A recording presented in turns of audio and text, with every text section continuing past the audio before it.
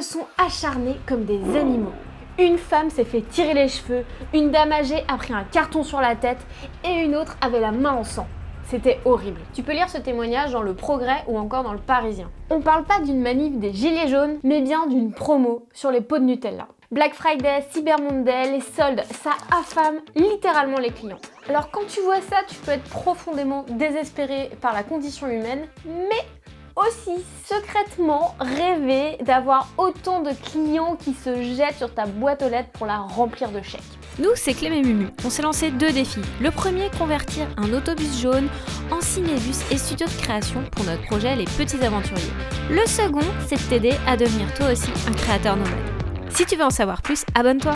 Et si toi aussi tu pouvais avoir des clients qui se jettent sur toi, sur tes créations, tu n'aurais plus à te réveiller au milieu de la nuit en sueur en te demandant comment tu vas payer tes prochaines factures. Et si toi aussi tu te mettais à faire des soldes d'été, des promos de la Saint-Valentin, d'Halloween, de la fête des grands-mères, moins 30% sur votre shooting, moins 50% sur votre identité visuelle, moins 70% sur un tournage de 3 jours. En baissant tes prix, tu aurais des hordes de clients qui viendraient te demander de travailler pour eux.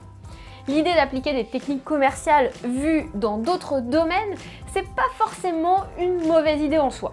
Ça peut même être très malin. Mais avant d'appliquer ces méthodes, il faut vraiment que tu en comprennes les tenants et les aboutissants. Et dans le cas des soldes, malheureusement, pour un créateur freelance, c'est se tirer une balle dans le pied, s'arracher un œil ou encore se couper une main.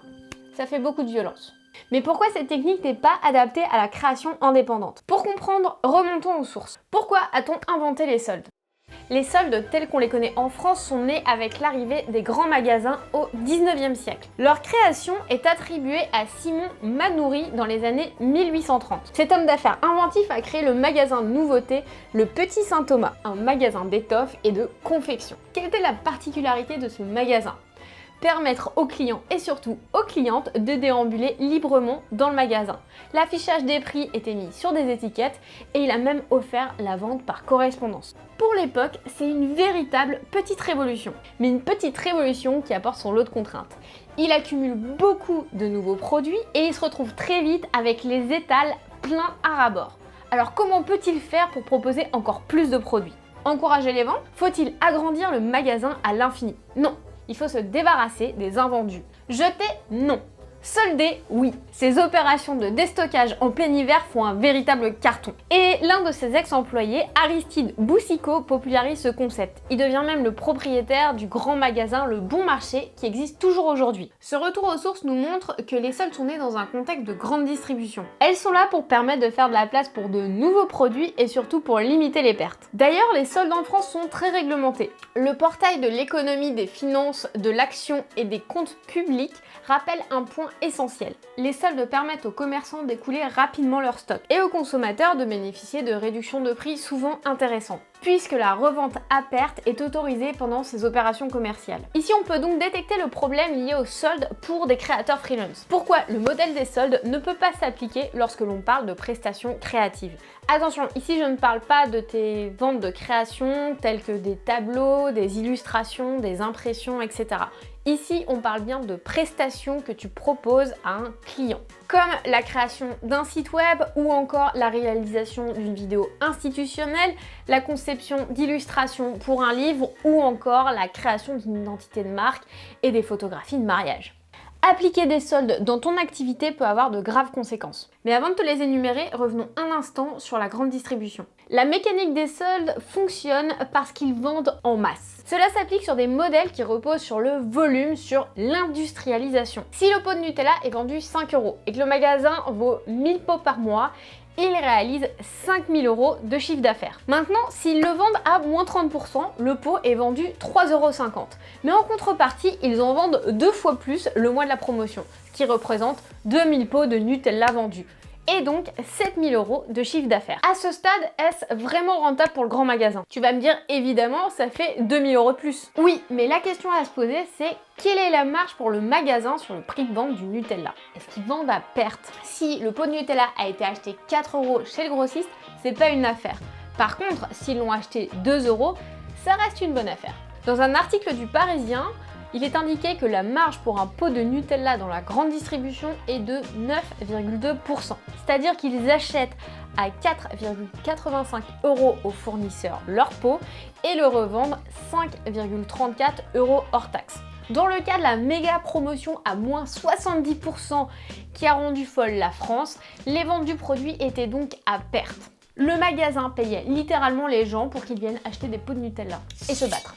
Mais alors, pourquoi appliquer une telle pratique si c'est pour perdre de l'argent? Dans le cas des pots de pâte à tartiner, c'était difficilement une opération de déstockage. Les grands magasins ne libèrent pas des étals de ces pots pour les remplacer par un nouveau produit qui générera plus de ventes. On peut imaginer que cette pratique aura pour effet d'attirer plus de monde dans le magasin et qu'ils dépenseront plus d'argent pour acheter d'autres produits que ces pots de Nutella. Cette stratégie a fonctionné à court terme pour Intermarché puisqu'elle a attiré les foules. Et ils ont aussi écopé d'une amende de 375 000 € et Ferrero leur a fait la gueule puisque l'enseigne a mis un coup à son image de marque. Donc, pour résumer, la mécanique des soldes, des promos et autres déstockages fonctionne parce que tu peux te permettre de baisser le prix de vente d'un produit pour attirer plus de clients ou encore parce que tu as besoin de faire de la place dans tes rayons. Les impacts néfastes des promos pour les freelances. En te soldant, en tant que créateur, tu vas faire face à 3 problèmes. Le premier, c'est la dévaluation de ton travail. Le second, c'est que tu vas tomber sur des clients qui ne recherchent que des bons coups. Et la troisième chose, c'est l'image d'une malhonnêteté professionnelle. Ton temps n'est pas remboursable. Si tu vends des prestations, tu vends ton temps, ta capacité de travail, ton expertise et ton savoir-faire. L'argent, c'est quelque chose qui se perd, qui se trouve, qui s'accumule, qui va, qui vient.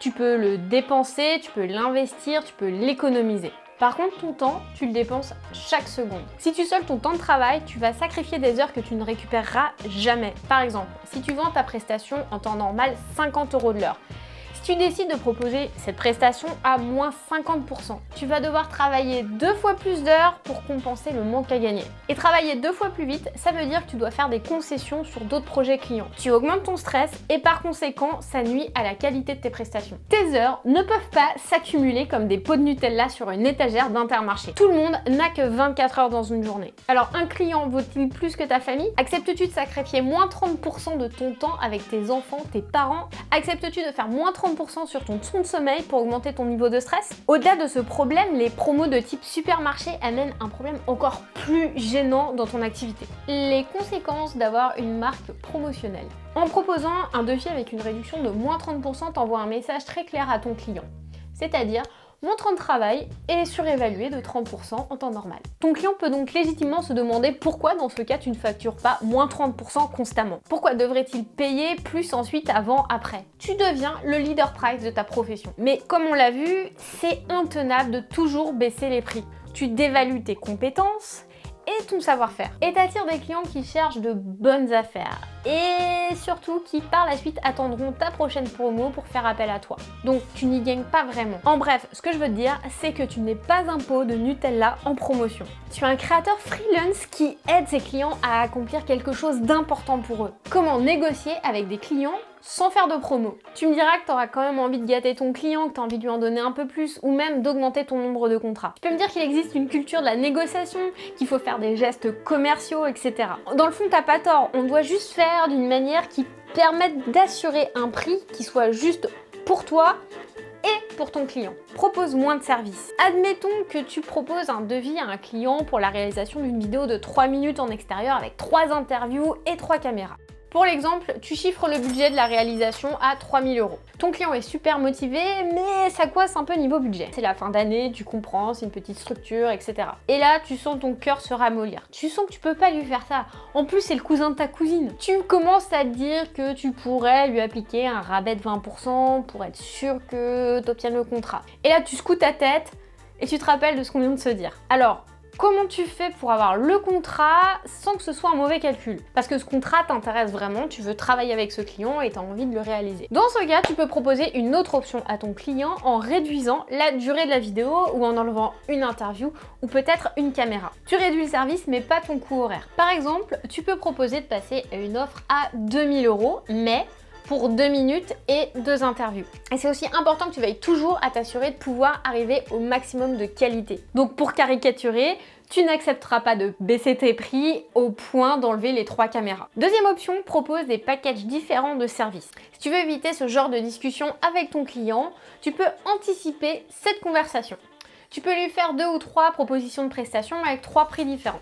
C'est une technique que j'utilise de plus en plus car ça permet au client d'avoir le choix sans avoir besoin de négocier. Ton client peut donc déterminer s'il veut la totale avec un maximum de services mais avec un prix fort. Ou alors il peut choisir de réduire les frais en ayant une version allégée du projet. Par exemple, tu peux proposer une version de la vidéo à 1 500 € pour 1 minute et 2 interviews, une autre à 2 500 pour 2 minutes et 2 interviews, et enfin la troisième à 3 500 € pour 3 minutes et 3 interviews. Évidemment, ton travail, c'est aussi de faire une recommandation pour ton client. Donc, de lui proposer la meilleure solution à son problème. Mais tu lui démontres une certaine forme de flexibilité de ta part. Et donc, il peut faire un choix éclairé. Résultat, en appliquant ces principes, je ne suis pas aux prises avec des clients qui tentent de négocier tout et à tout prix. J'ai eu des clients qui m'ont épuisé jusqu'à la moelle et franchement, je te le souhaite pas. Si tu te lances en freelance, il y a plein d'exemples contre-intuitifs et de pièges qu'il faut apprendre à éviter. Après plus de 10 ans d'expérience, j'ai appris à évacuer les clients difficiles et à attirer des clients de qualité. Et comme mon objectif c'est de t'éviter de passer par les mêmes erreurs que moi,